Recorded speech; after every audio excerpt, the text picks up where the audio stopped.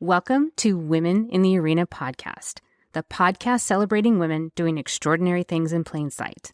I'm your host, Audra Egan, and our mission is to elevate the value, strength, and resilience each woman brings to the world. Without further delay, let's go ahead and start the show.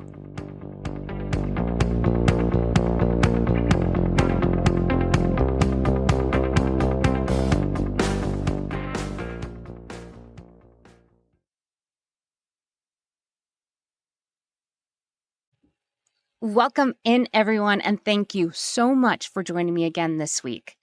This week, we are tackling a subject that I've been wanting to do for a while, and this is the perfect guest to do this with. My guest this week is Cara Forney, and first of all, let me tell you about her background. She is the founder of thebump.com. Yeah, thatbump.com. It is the central location for all things pregnancy and the leader in information, and everybody goes to the bump. Yeah, she's that woman.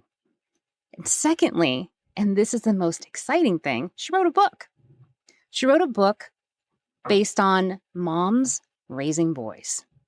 And that's a topic that we haven't discussed on what we are going to do with our boys to change our culture and the trajectory of how they see the world. It is both my pleasure and my honor to introduce to you Cara Forney. Cara, thank you so much for being here and welcome to the show. Thank you, Audra. I'm so excited to be here. Thank you for having me. I am so happy that you're here. I am also very excited to hear that I am your very first podcast to be on, and you should definitely be on more. Well, yes, you are my very first. So I'm very excited about this because I am a podcast maniac. I love podcasts. So excited that you are my first. I am so excited, and I'm excited to talk about this topic. I've been wanting to talk about the male perspective, or how we change the quote unquote, the patriarchy, and, how do we reshape society to have a more global view of the world rather than having it be very linear and very tunnel vision. And part of that starts from how we raise our boys. Mm-hmm. And yes. You had the same thought of, this is how we raise our boys, and boys' moms and boy moms and boys don't all look the same. Mm-hmm.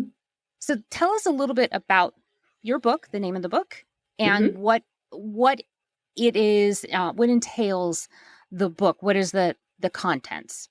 Sure. So the book is called Boy Moms, Collective Tales of Mothers and Sons. And that's exactly what it is. It is an anthology of essays written by moms of boys. There's 46 essays, and they represent all these different women who have all these very diverse boy experiences, raising boy experiences. And yes, there's certainly commonalities, and we celebrate that in the book as well. But more importantly, my goal was to show this very diverse experience. You can be a boy mom, but that does not mean your life is trucks and dirt, right? And for some people it is, but for many others it is not. It looks very, very different. And they're still a boy mom, right? And I didn't, when I had my boys, I just started to notice that out in society, there was a lot of, there were some things out there from a content perspective around boy moms that were just very, very stereotypical. And that bothered me because, it made me feel like maybe, I certainly had some of those aspects in my experience raising my boys, but a lot of things I had very different. And a lot of my mom's my mom friends who were peers of mine with boys felt the same way. So they kind of didn't feel like they were part of this, quote unquote, boy mom tribe because, it just didn't apply to their lives. So I've thought about it for a long time and how to do it. And I came to the conclusion that it couldn't be me just writing about this. It had to be, from the mouths of these moms themselves and this variety of mothers explaining their experience and what it looks like. So that's what we did. We went out and found moms. Literally, they're from all over the world that have these essays in our book, and they're just beautiful. They're amazing. We purposely did not do a collection of that include, say, celebrities or anything like that. We wanted it to be from just very raw and very real and very your mom next door, so to speak. So I'm super proud of it. It's the result of all of these great women coming together and sharing their stories, and it's fantastic. Well, I think it's important too, because, everybody talks about representation and, how it's important to show up in the world as authentic. Yes. But no one has talked about, hey, this stereotypical idea isn't everybody's experience. Exactly. And it's not necessarily the right experience, not necessarily the wrong experience. But I do think that it's evolving and changing because it needs to. Our boys need to have an opportunity to look at the world holistically and see everything rather than, like you said, the dirt, the trucks, the all of that. Right. And I am very fortunate. I have one of each. So I've had two very different experiences. And I certainly wouldn't consider either one of them stereotypical because on purpose, because we wanted our children to have a broader point of view. Right. And you did that purposefully. Yes, right? It was 100% on purpose. Yes. And I feel like, I think when you read these essays, I mean, I know I did, I was very encouraged, right? I mean, I honestly did not know what I would get, right? I went out and solicited, lots of moms for their stories and their input. I had no preconceived notions what kind of stories I would get. But the variety of them is amazing. But the commonality is that all of us want our boys to be raised such that they are men that are cognizant of gender equality, of inclusion, of all that. That is a very clear message throughout all of these essays. And so it was a really wonderful experience for me to see that, because it shows me that even though we still have in society today these very, very archaic stereotypes around boys and how they should be raised and that they're tough and et cetera, that we've got a group of moms that are very aware that is really not what we want the message we want to be sending them, and even if you do have this trucks and dirt and experience, there's so much more of the story underneath that, right? That's just this small piece of it, and then looking deeper in those layers and how do we also nurture our boys' souls, right? And bring them along so that they understand what it takes to really be a man of substance in the world today, that knows how to identify their emotions and express them in a healthy manner, and not feel ashamed about it, and a man that understands what partnership looks like in today's society. I mean, these are all things that have come from evolving and having our boys evolve as well as our girls. Yes. So let's start first with your story. Tell us about your boys' story and their experience and being a boy mom to them. Sure. Well, I my boys, it's interesting. So we had a lot of very, what I would say, traditional experiences. My boys were definitely rough and tumble. They were, running around like crazy. They, they played with very stereotypical boy things. All of those pieces were there, but at the same time, they had really soft souls. They were very tenderhearted. My older one was very sensitive. So there's all these different things, attached to them as well. And I just found that piece of things wasn't celebrated anywhere from, a boy mom type of, experience or what was being talked about. But so we've raised our boys to focus on their heart, and that really their heart relationships, and their heart feelings are what are important and what needs to be, worked on and considered. And we really focused on that as part of our family.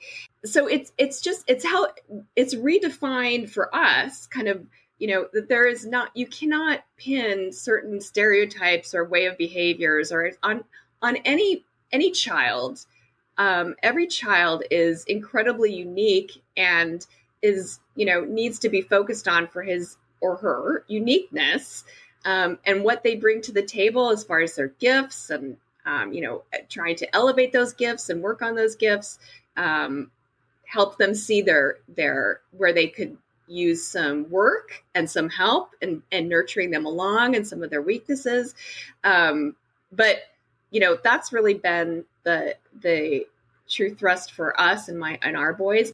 I know other women and other mothers have, these similar experiences as well, but I don't see them out there. I don't see the stories about this, and I don't see everyone talking about how their experiences are so unique and as well as, a commonality factor among the mothers of boys. So my boys, they were my inspiration throughout my whole, as soon as I became pregnant, they were my inspiration for the bump. And they continue to be my inspiration. They were my inspiration to do this book as well. So now that they are young adults, mm-hmm. how do they show up in the world? Because you on purpose gave them a well-rounded view, Mm-hmm. by playing sports, but also being very in tune with their mm-hmm. heart and matters of the heart. Mm-hmm. So you gave them a well-rounded perspective. So now that they have settled into adulting, Yes. which is awful. I hate adulting. They're not thrilled with it either sometimes. Yeah, no. Honestly, the only good thing about adulting is that you don't have to live with your mother. That's it. Yeah. That's literally the only thing. They would say that as well, adulting. I'm sure. Yes. Yeah. That's the only good thing. Everything else is not a good time. But now that they're on this journey, mm-hmm. how do they show up? Well, they are just so confident in themselves and in their place in the world. I just admire that so much. I feel like I see that in their peers as well. So part of it may be a generational thing, where I think our generation, if I may, yep. We're definitely more, in this. Yes. Yeah. We are Gen Xers, 100%. Yes, absolutely. I don't know. I think we were much more comparative or kind of looking at, what we should be doing. Right. And much more than they are. And so my kids are, they just stand in such a very strong, unique space, and they are who they are.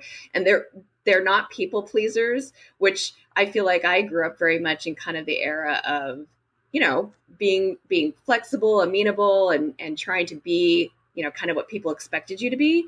They blast right through it. They have no qualms about if someone doesn't appreciate who they are, then that's fine. They don't need to be in their, sphere of people, and they just kind of move on. So, they're also very, very focused on social change and, for equality and equity, gender equity, political. They're very political, much more than I was at that age. And so they just have a broader sense of the world that I'm thankful for, because I wanted them to have that, but a much broader sense of the world at this age. They're 22 and 19 now than I ever did when I was their age, and again, part of that is certainly the the era that they've been raised in and what they have been, exposed to, and social media and the access to information and certainly all of that. But I think also a part of it is, we've really tried to keep them honest with their hearts and who they are versus kind of answering to expectations. I mean, that's how they are and how they're shown up in the world. That is based on your and your husband's intent, is being much more present in all aspects. And I appreciate you saying political, because I didn't know anything about politics. I mean, at all. My kids are 21 and 25. At that age, I knew nothing. Oh, yeah. Absolutely nothing. I don't think I started to even become interested in politics and how it works, and probably until I was in my late 30s, maybe early 40s, which is deplorable if you want to know the truth. That I should have known more about the inner workings of how our government works. And so my husband and I decided that we wanted to teach them early on how the government works and how the voting process works. So we did it as a family. We did a voting process as a family, and we discussed it openly, mostly because we wanted to educate them. We had absolutely no idea what the end result would be. We just wanted to give them a foundation that we didn't have. Right. Yes. We didn't realize what we were building. What were you unleashing? What you were unleashing? Yes. Oh, yeah. I hear you. It was, they're very political. Let's just put it that way. They're very political, and that wasn't entirely our intent, but but okay. Well, do you find that they're very political and very, very strong in their opinions, and have no qualms about arguing their points, right? At any given time, at anywhere, at the dinner table, in a restaurant, right? Yes, doesn't matter. We're the same way. Yes. Yeah, if they've got an opinion, they're going to fight it to the death, even though you're thinking in your head, okay, 21-year-old little kid that hasn't know anything about the world, but all right, go for it. And you don't want to squash that either, because but that I find myself, I may be agreeing with them, but because they're so adamant, I try to temper them a little bit and try and, maybe bring them a little bit closer to see the reality. Other side. Right. Yes. And to be able to balance, some of that. But anyway, it yes, it's very funny to me. It's very interesting. It blows my mind. It literally blows my mind on how mature our kids have gotten. Yes. So much faster than I was. And I find that fascinating, that on that evolution. Yeah. And like pretty well versed in history. I mean, my kids are really great at looking historically at some of these issues, right? And then applying it to now, and which that was really something I don't feel like I was taught to do so much. And so I really, I'll sit there and listen to them and think, wow, they've really got a great handle on how this issue has evolved, throughout time, and how it affects how people feel today about it. And I love that. Yeah. I mean, they also have access to information so much faster than we did, because if we wanted to research, we had to go to a library. Exactly. Or the encyclopedia that sat on our shelves. That was somewhat archaic, right? Yes. Or those leather-bound encyclopedias that your grandparents always got you for a present for whatever reason. Yes. But, they get so much information so much faster, and with not as much effort. Yeah. And there's such a pro and con to that, There's such gosh. Yeah. And they don't need to even know what the Dewey Decimal System is. Oh, no. So, they're like, the what? Yeah. Move on. I don't even need to explain it anymore. It doesn't matter anymore. So tell me a little bit about some of the other stories that are in the book. It was interesting because, like I said, I wasn't sure what we would get and what who they would come from. And what was really interesting to me is how many stories of moms with sons with some sort of neurodiversity, right? So whether it's anxiety issues, depression, or autism on the autism spectrum, special needs somehow. What I love that we have heard from them and that they're talking about what it's like to be a mom of a boy or boys that have special needs and how that affects their experience. I love those because I don't think we hear from them that often as far as their particular mom experience with boys and how that a boy with special needs affects that, mother-son relationship in wonderful ways, like in amazingly wonderful ways. Some of the other ones are really poignant about just mothers who have come through a lot of their own challenges and what they've had to go through, infertility, addiction, everything, under the sun, as you can imagine. And then what that relationship with their son has done for them and how it has helped them grow and become healthier and more whole through there. So there's some that are just plain fun to read and are hysterical that any mother of boys could relate to, right? And that we can see at least some aspects of it in our own relationships with our boys. So it really runs the whole gamut. And that's really what we wanted. We wanted it to be just representative of as many experiences out there as we could get and keep it in a relatively readable book. So, and I can tell you how many, we got so huge response from mothers wanting to submit their story, and we had to cut it off. And even when announcing the launch of this book, I already have heard from so many moms that say, are you going to do another one? I want to submit my story. I want to, so it's really hit a nerve in a very good way. And so we're already thinking like, wow, there may be a volume 2 because there's just so many great stories to tell that I think will help any mom to look at and feel like they belong. First of all, no kid comes with an instruction manual. No. They're all right. Super different from each other. You could be in the same family and be raised the same way, and these kids are just polar opposite. Yeah. And, so there's just no right way to raise your children because each child is so much different. Yes. The funny thing about the commonality in all of these stories is, they're boys. The peeing thing. Yeah. That's the only thing that is super common. Yes. I had to put in this rule, and I can't believe I had to put in this rule, but I did.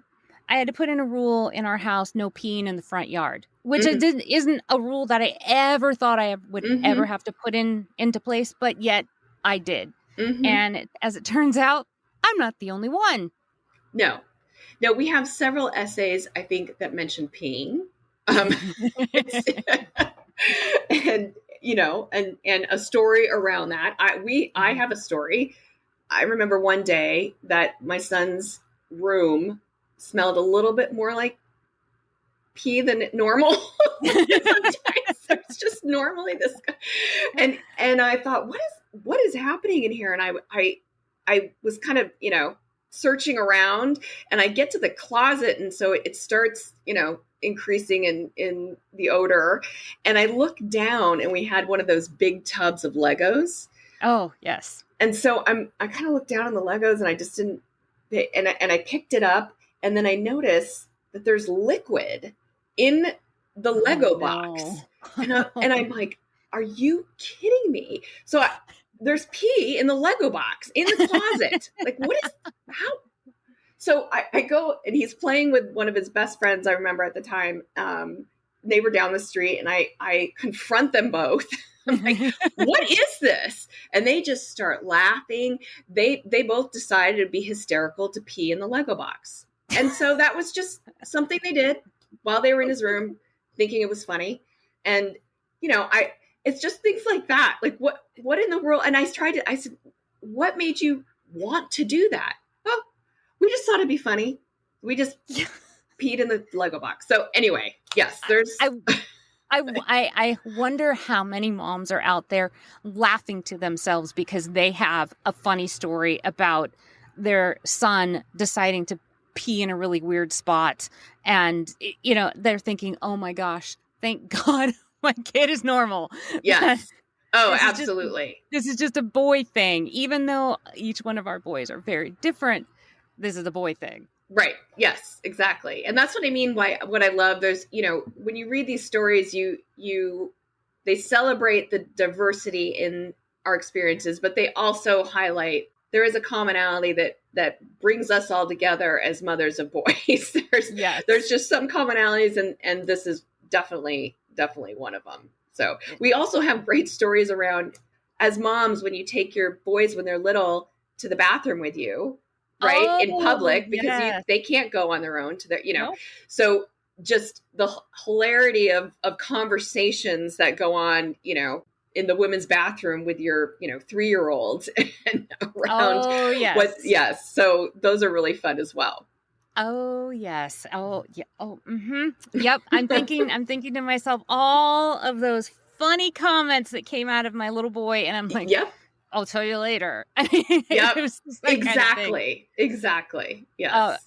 And I mean, because let's face it, family bathrooms have not been a thing for very long. No. And even with them too, you're just going to the quickest, you're running into the quickest one possible. Right. So if that family bathroom's taken, you're going into the one with all the stalls. So yes, because you have to hurry. Yes. Because they won't wait. No, they won't wait. There's stories about that as well. So yeah.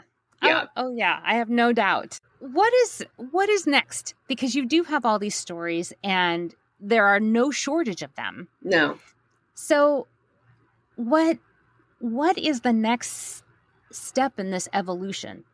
We've got to do something with them. Yes. No, that's such a great question, Audra. And I honestly have been thinking about that as well, because there initially wasn't necessarily a plan after the book, right? I as far as extending it or creating something new and different and follow on with these stories. But because of the response and hey, Cara, I'll send you my story. I'll send you my friend's story. So I'm really looking at because I want to get them out there, because they're all beautiful and amazing. And each one is going to resonate with someone else. Right. Yes.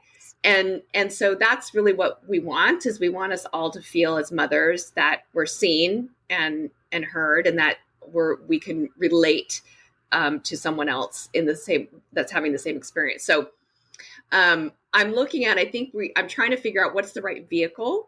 And I'm most likely in the next little bit, we'll start a newsletter and a blog around this, where women mothers can submit their stories. And so we'll be featuring them every week and getting them out there. And then eventually probably doing a volume 2 of this book as well. So, and then I've also obviously been, asked about the Girl Mom book, which I'll have to partner with somebody, because that's not my immediate experience. But again, a great idea to help show that it's not all the same. Having girls is not all about, high emotions and makeup, right?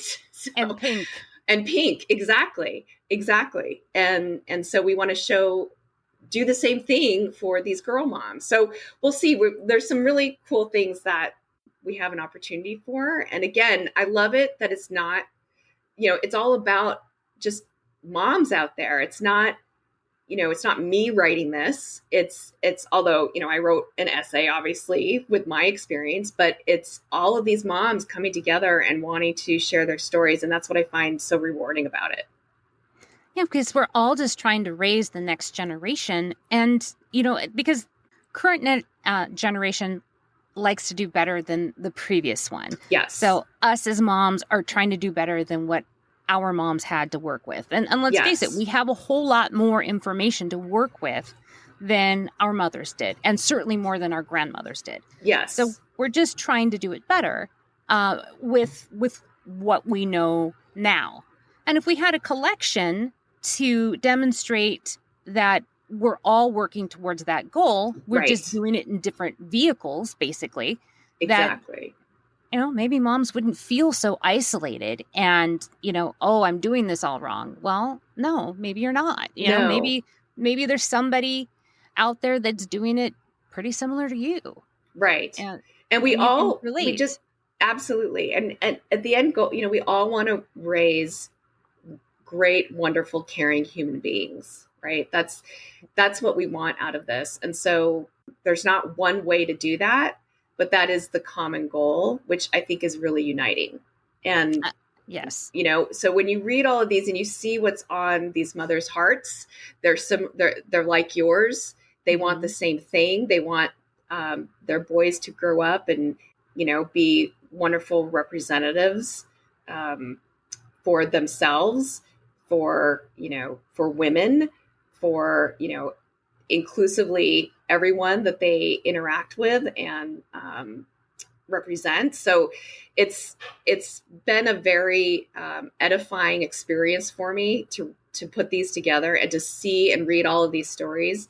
It actually made me feel better than I thought I would about society almost, and that, the kind of hope for tomorrow, right? And the faith that we have in tomorrow's men, and obviously women as well. But, we had talked earlier, you brought up an interesting point about how, there's a lot of focus on the promotion of girls and women. And for example, which is a fantastic, girls participating in STEM education, right? Yes. The sciences and technology, et cetera. And that in of itself is assisting in kind of the whole equality, right? Once they graduating with that kind of degree and being able to get a job with, cross our fingers by then, equal pay and, all of that kind of stuff. Exactly. But that what has to happen in order for that to really work is our boys need to be brought up in a similar fashion as far as recognizing the equality and the equity, right, of the girls next to them, and that carrying through to their adulthood, so that us making not 82 cents on the dollar, but $1 on the dollar is normal and how it should be, and in their minds, not even a question. So it's, that I think is hugely important. And I feel like through this exercise, I think we're in good shape. I would agree, because what I'm always thinking of is our children, boys and girls, are the partners and parents of the next generation. Mm-hmm. And what do we want them to look like? Mm-hmm. And how can we help shape the future by giving our children a more well-rounded childhood and experience? And my husband and I did some pretty unique things, and we had many people ask us, well, why are you doing this? Why are you doing that? And I'll give you an example. Both of our kids played sports. They also did either theater or dance. Mm-hmm. And my husband would take them both out when he was like changing oil in the car or whatever, and they would both go out and help. It was exactly the same. We wanted to expose them to this. Yes. And we were host family for exchange students. So we were exposing them to all these different things. Mm-hmm. And it was we were questioned quite a lot. Why are you doing all of this? Mm-hmm. And we said very frankly, and I'll clean it up a little bit. I said, the world is full of a-holes. Mm-hmm. We're not going to raise two more. Mm-hmm. Yeah, so that's great. That was our focus the entire time, is that we are not going to contribute to the negativity of society, we want to contribute to the solution by pouring all of these different aspects and perspectives into our children. So I'm curious, who questioned it? Was it an older generation or was Absolutely. it? Yes. Yeah, exactly. Absolutely. Yeah. Because I think the other thing I think through this process, what I've learned is as mothers, we are, and I mean this in a different definition, but we are truly the sandwich generation in the sense with this.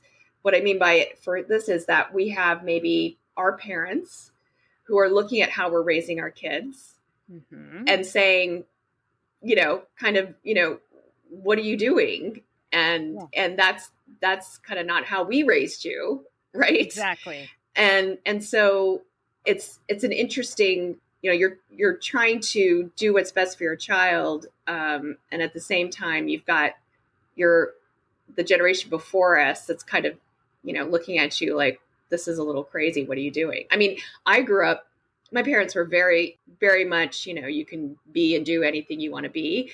But at the same time, I wasn't allowed to take judo lessons with my brother. And so, you know what I mean? And so and they didn't, that just was kind of the way it was. Like, they weren't trying to be mean or holding me back or anything like that. It just was, no, your brother's going to take judo and you're going to do X, Y, and Z. You can do tennis or something. I don't know. So, but, now it's, in my mind, if I had a girl, I would absolutely be putting her into judo or anything she wanted to do. Right. No matter what the stereotype of who should be doing that kind of sport or not. So, because there are a couple of essays about, raising their kids with very traditional, either parents or in-laws kind of, watching that whole process. Yeah. I remember a comment that one of my parents said to me that I realized that we were doing it way differently than them. And that this was might have been offensive to them and they were definitely being judgmental, but it's worked for us. And the comment was, well, we didn't raise you guys to be friends with us. Oh, right. And I thought, we're not raising them to be friends with us. We're raising them to have open communication with us. Because our kids tell us everything, whether we want them to or not. Right. Right. Yes. But that's not a friend thing. We've created a trust. Yes. With our children. And I mean, that took a lot. It was a lot of work to build that level of relationship. Yeah. And, that's because we wanted them to have this open communication. We did not want them to do what my husband and I had to do, which was sneak around, which I'm sure is exactly what you had to do too. Absolutely. Constantly. Yes. And that was what all our peers did. I mean, that was just the way it was, right? There wasn't a lot of, it was I grew up in a very, your parents are your parents, very traditional, you didn't really necessarily even know them as real people. They were your parents, Yeah. And I think that is a big difference in the way our generation parents, we allow our kids to see us as people and who we are, right? And our hearts. And it's that kind of heart connection with them that maybe to our parents' generation seems like we're being friends with them, but the reality is it's really just connecting at this heart level where we can truly see them, and they see us as well. It doesn't mean we're less of a parent to them. It just means they see, I think, they have a much more holistic view of who we are as parents. Yes, they know that we're human. Mm-hmm. And they know that we screw up. Yep, exactly. Because I have said, which I think is very healthy. Yeah, I mean, because my parents never admitted that they screwed up. I mean, but their parents, of course, they screwed up. Right. And I'm the oldest, so they screwed up the most on me. Oh, right. Yes, there you go. Yeah. But we have had the experience with our children that when we blow it, and believe me, we have blown it big time. Me probably more so. I've come clean to them and like, guys, I blew this bad. I mean, awful. And I think that they respect that I'm able to tell them I'm not perfect. Mm-hmm. I totally screwed this up, and I'm so sorry, and I'll try and do better next time. Mm-hmm. Right. Which is again, it's speaking to their heart, right? And Yes. It's speaking to that relationship that you have with them. And yeah, that's fantastic. So we're almost out of time. Oh my gosh, this went by like nothing. I know, it always goes by so fast. Tell us again the name of your book. Yes, it's called Boy Moms, Collective Tales of Mothers and Sons. And it's available on Amazon. Or you can go, we're on Instagram, #BoyMomsBook. And the link to Amazon is there. And you can reach me. I'm on Instagram at Cara Pie Ventures. And obviously I'm on LinkedIn and Facebook. So any of you moms out there that have stories, we're going to find a way to get those out. So contact me, connect with me, and I'd love to see them and hear them. And if anybody has additional comments or whatnot, you can always filter them to me, and I'll make sure that Cara gets them all. Wonderful. Cara, thank you so much for being here and discussing this with us. I would love to bring you back so we can talk more about this a little bit more in depth and talk about what, a little bit more details of what the next level of engagement is with this project that you've created. I would love to. This is my favorite subject, so I could talk forever on it. And this has been just a real pleasure, Audra. So thank you for having me. Well, thank you so much for being here and sharing with us your stories. And I thank all of you for being here, and we'll see you again next time. This is just the beginning.